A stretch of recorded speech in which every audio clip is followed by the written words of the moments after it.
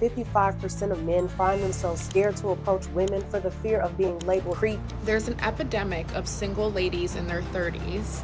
They're afraid they're gonna end up alone. Is the so-called sexless pandemic changing modern relationships in the West? Why are more people talking about loneliness, dating struggles, and declining intimacy than ever before? Stay with us until the end, because the reasons behind this trend might not be what you expect.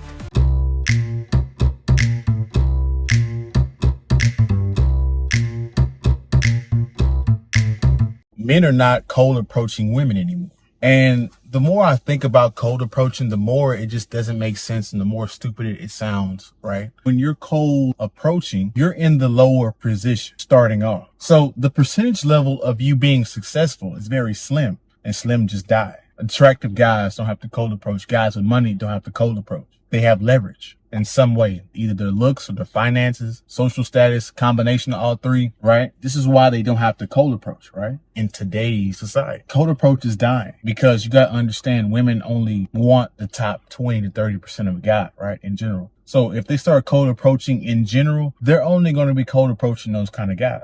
For years, many assumed dating apps and social media would make finding relationships easier.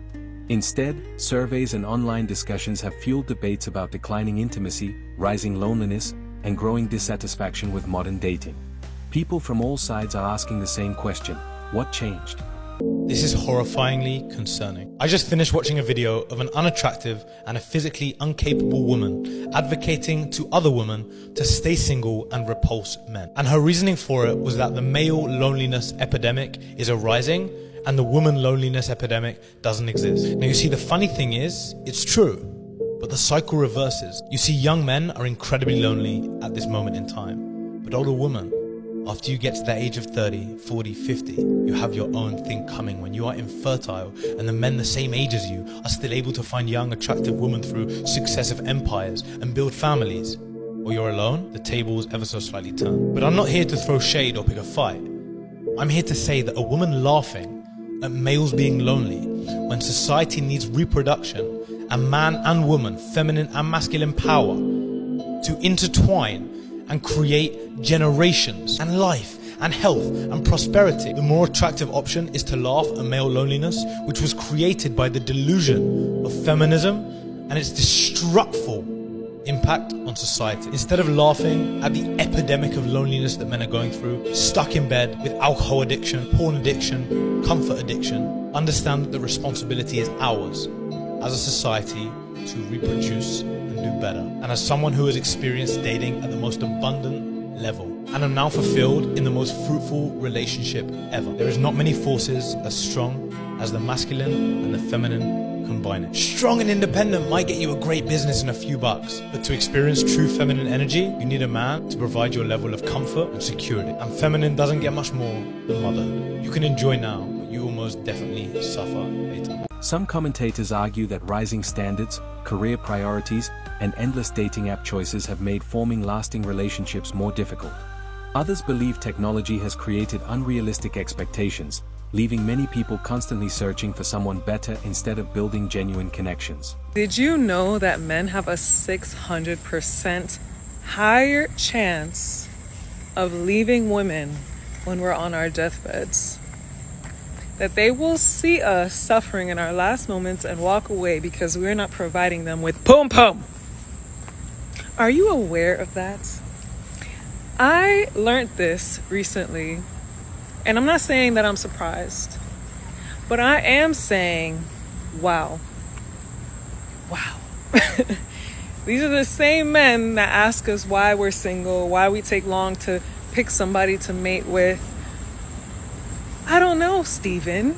Maybe it's the fact that I don't want to have a child with someone who doesn't give a fuck if I'm on my last breath. Maybe I want to vet this person long enough to ensure they are not part of that 600 percentile.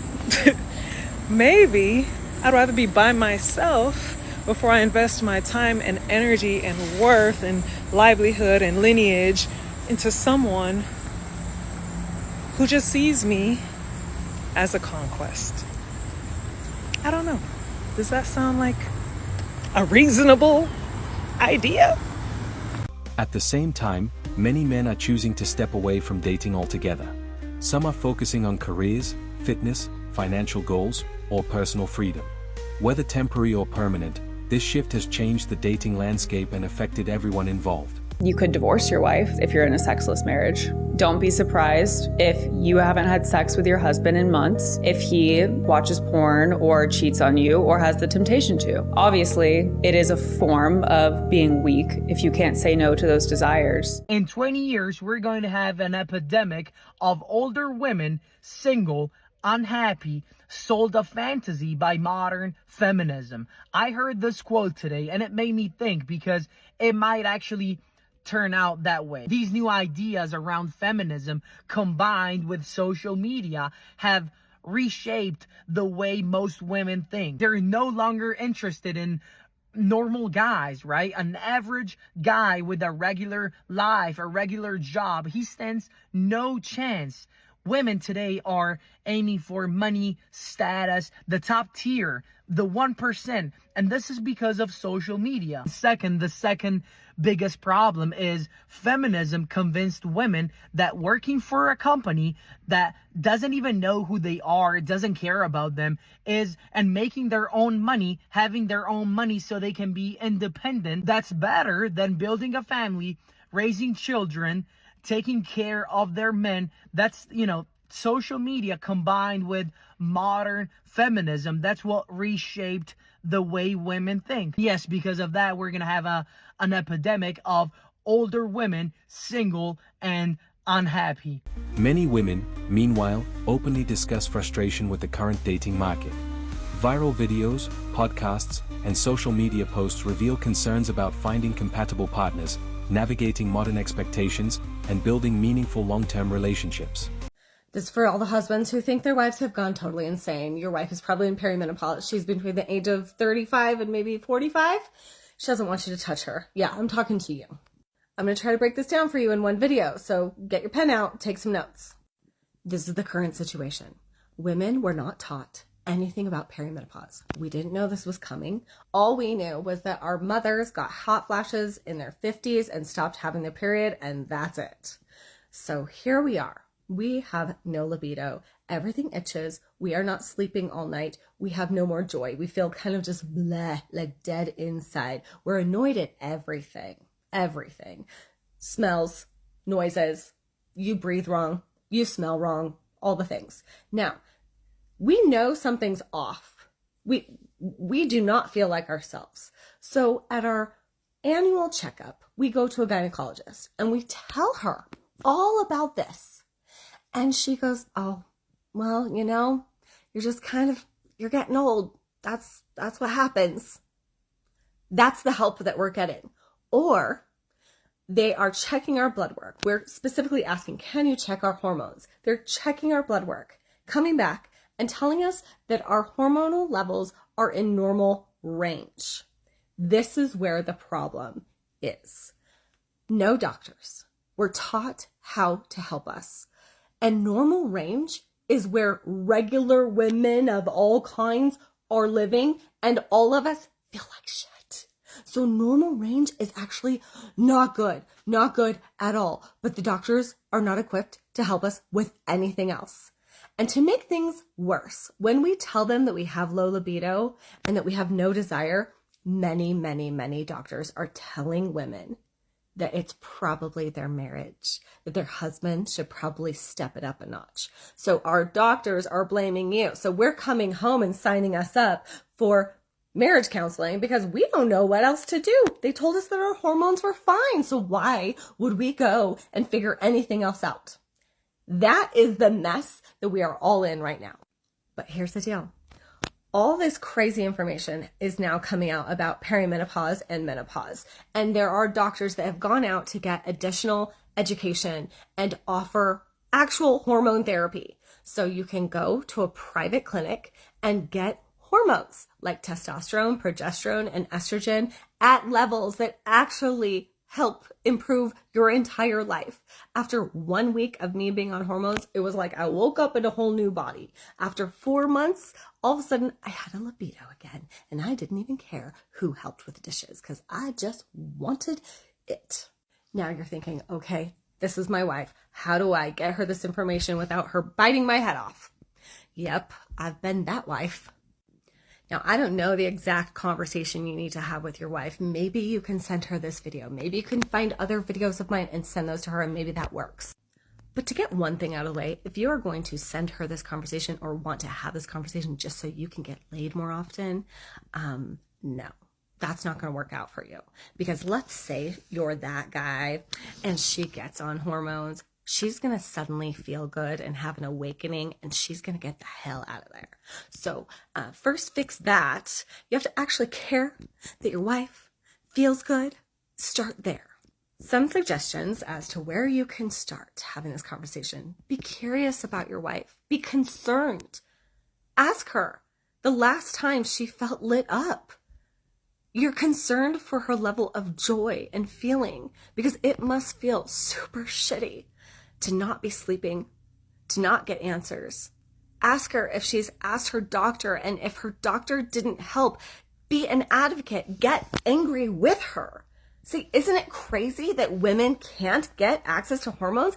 It's not fair that I can go and talk to my doctor and ask him for testosterone and he'll just give it to me and it's covered by insurance. But for you, wife, that is not the case. That's crazy. What do we need to do? Get angry with her. Be an advocate for her health. Even say, if we never have sex again, I just want to make sure that you can feel joy and get a good night's sleep, because you matter. It matters that you feel alive. So how can I help? Maybe try that. It's not that hard. I know we can be scary, especially when we feel like shit. But be concerned and curious and show compassion and love and get in this fight with us. Get mad with us. Call some doctors. Do some research. Pick up a menopause book. Let's figure this out together, because marriages are being lost. People we love, we are destroying those relationships, and they're worth saving.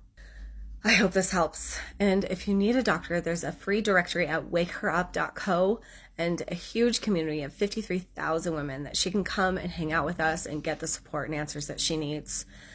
I hope this helps. Good luck out there. Experts also point to broader social trends.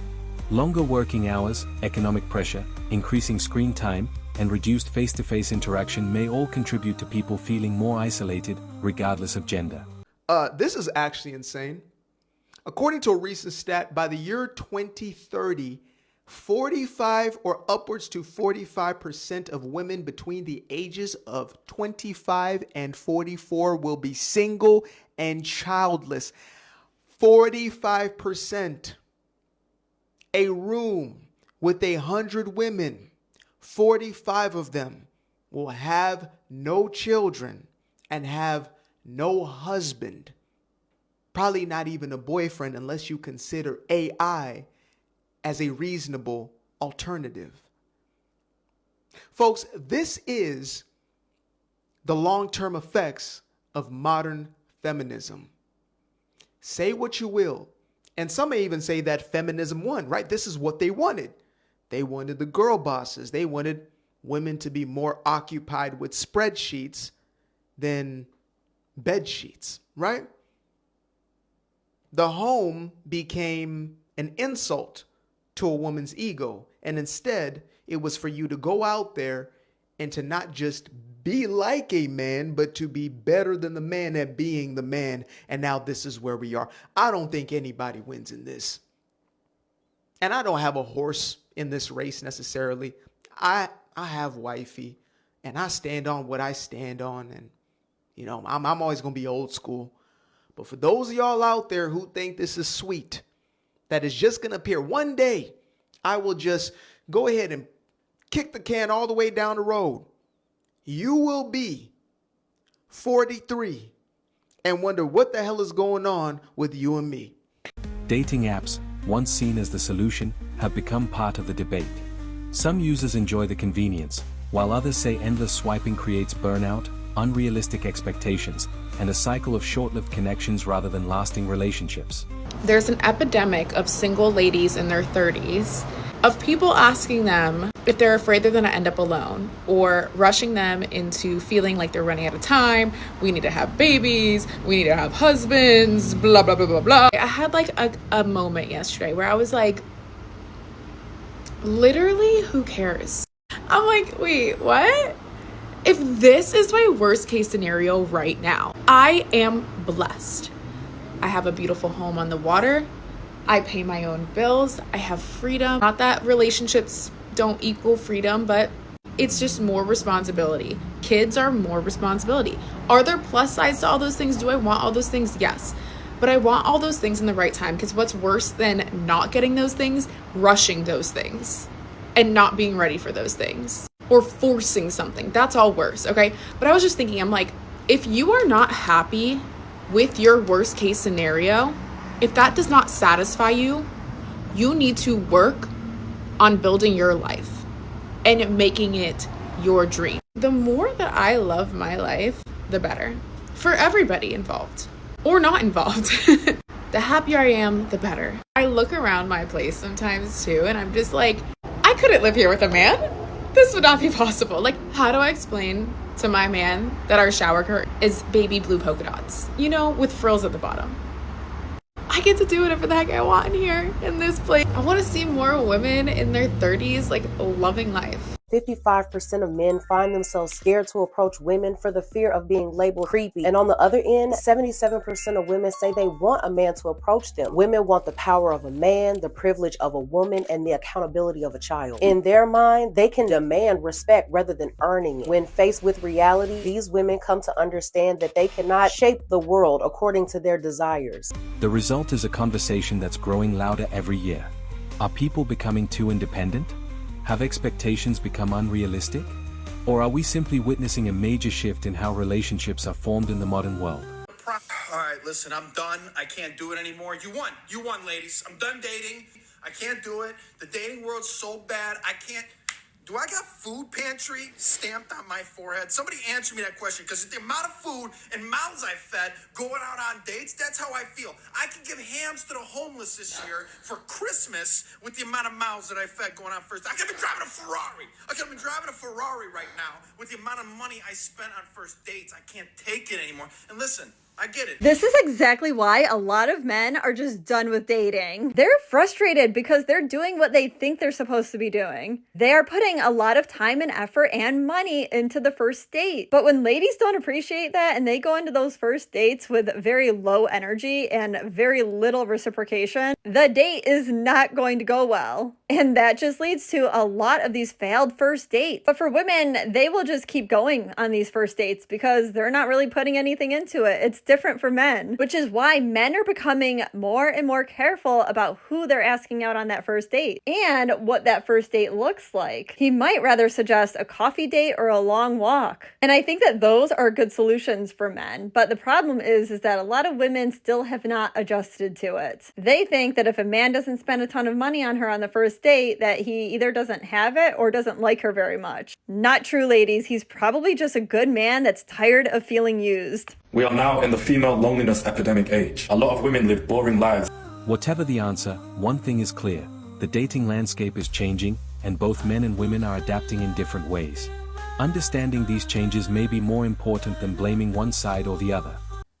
I don't know who needs to hear this, but it's okay to hurt a man's feelings. Yeah, it's okay to make a man cry. It's okay if he feels inferior to you. His fault. He should work harder. It's okay if they don't feel accepted in a space that you created. It's fine. They'll be okay. There's plenty of other spaces for men. It's fine. In fact, I think you should take all that energy, double it, and give it to the next man. He may not have made you cry specifically, but he made another woman cry over some bullshit, and fuck him. I don't give a damn. I'm sick of it. There's no reason why women need to coddle and take care of men's egos. And also, babe, you don't have to smile more. You don't. I don't give a damn if a man walks up to you randomly on the street and tells you you're the most beautiful person he's ever laid his eyes on, and he would eat the ground that you walked on and drink your fucking bathwater. You don't owe that man shit. Fuck him. Tell him his mama. The fuck? You don't have to accept that compliment. You don't have to reciprocate the compliment. Fuck them. Fuck them. Be meaner. Be meaner.